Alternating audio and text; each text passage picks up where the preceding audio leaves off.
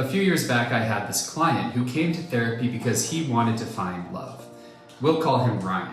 When he showed up for therapy, he was in his mid-40s, so he felt that his chances at love were running out.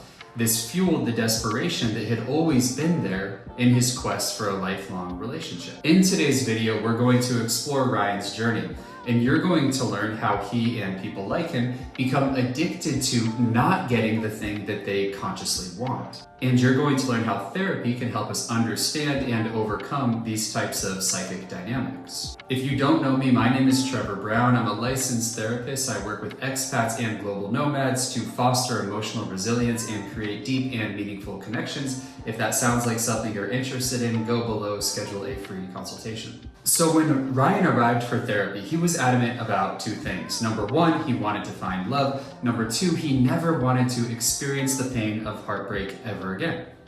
Fair enough. His quest for love should theoretically propel him towards available partners, and his desire to avoid heartbreak should theoretically cause him to push away people who are unavailable.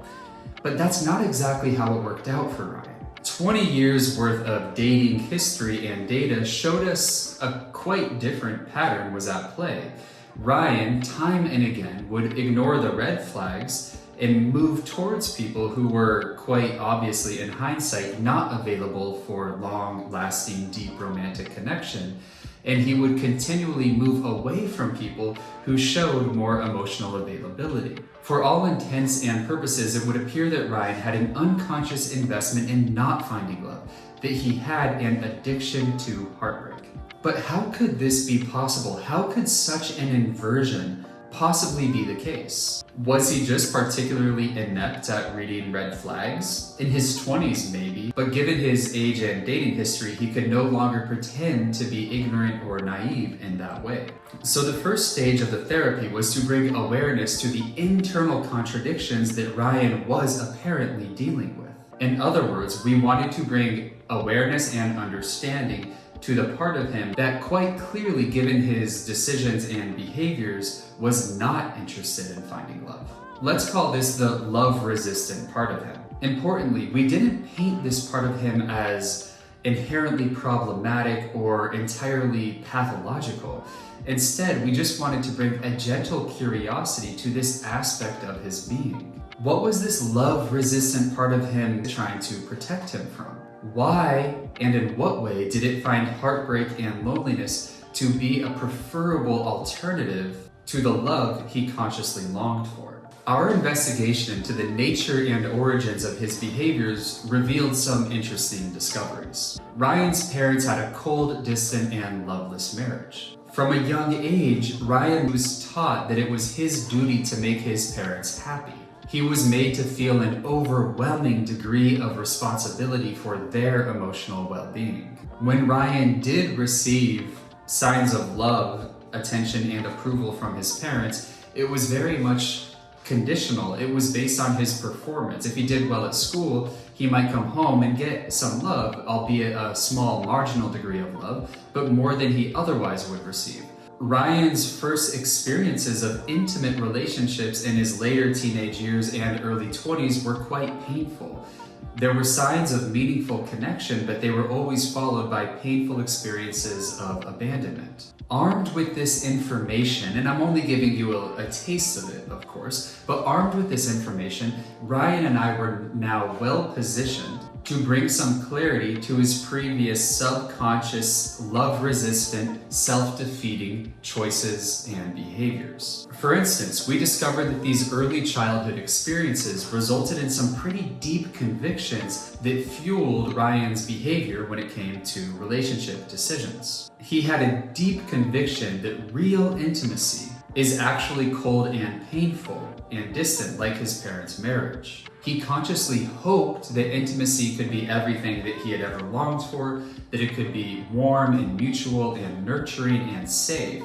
But deeper down, he had a conviction that intimacy resulted in pain and hurt. He also believed deep down that intimacy relationship was about meeting other people's needs, that it was about him being responsible for their well-being, so that intimacy or relationship was a one-way street with him giving, but not with him receiving. He also could not trust the love that people showed him in his adult life because he, on a deep level, felt himself to be fundamentally unlovable. He only received expressions of love in childhood when he earned them, when he performed well in the world. He didn't receive love or expressions of love for simply being who he was. And he was convinced that if people really did see who he was, which was only going to be a matter of time, that they would ultimately be disappointed and would end up leaving him, just as had happened in his early relationships in late adolescence and in his early 20s. It was now abundantly clear that Ryan had a lot of very good reasons to ensure that he never got too close to somebody.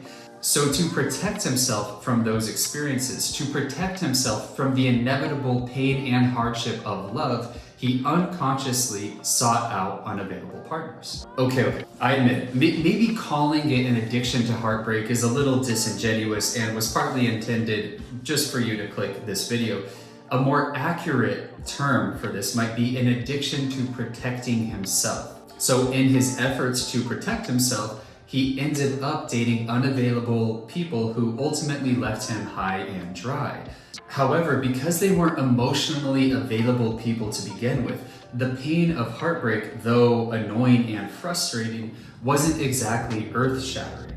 Ryan repeatedly recreated situations that resulted in marginal pain to protect him from the overwhelming pain that would come from being in a real relationship with two equally available partners. So at this stage, Ryan had some incredibly important realizations. He realized that he was fueling this dynamic, that he was playing a part in the perpetuation of this relational hardship that he was getting so weary of. He saw that he had been living with this very real pain coming out of his childhood for all of his life. The pain was nothing new, but his refusal to turn towards it and accept it and learn to live with it was the fuel for his neurotic patterns when it came to seeking relationship. He also recognized that if he were really to allow himself to get close to somebody who was emotionally available, then he was also going to have to be willing to feel that pain from his childhood. He would have to be willing to feel the fear and the grief that would come with relationship.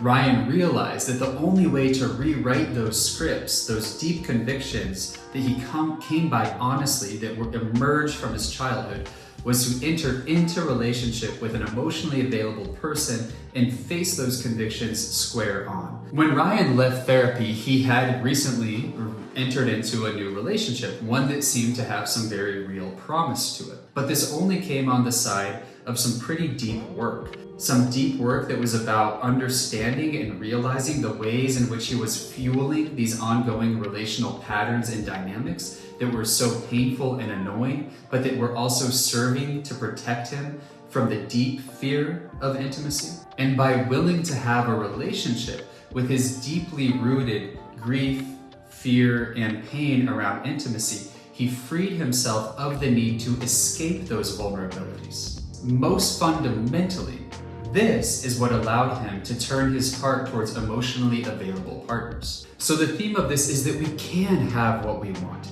Even if we've tried for a long time and we get close and then it seems to pull away or we seem to pull away from it, we can have it. First, however, we're going to have to develop not just an understanding, but a deep appreciation for the part of us that is suspicious about getting the thing that we consciously long for. More often than not, it's trying to protect ourselves in some outdated fashion based on historical convictions, beliefs, and storylines that are still running the show. They may no longer be valid now, but because we haven't seen them and understood them, we can't change them. So the first thing is to bring that awareness to them. And we have to get genuinely curious about how stopping ourselves from getting the thing we want is another form of taking care of ourselves, albeit slightly out of date and backwards. As we see all of this, we bring it into the light that is our life so that it stops running our life from the shadows of our mind.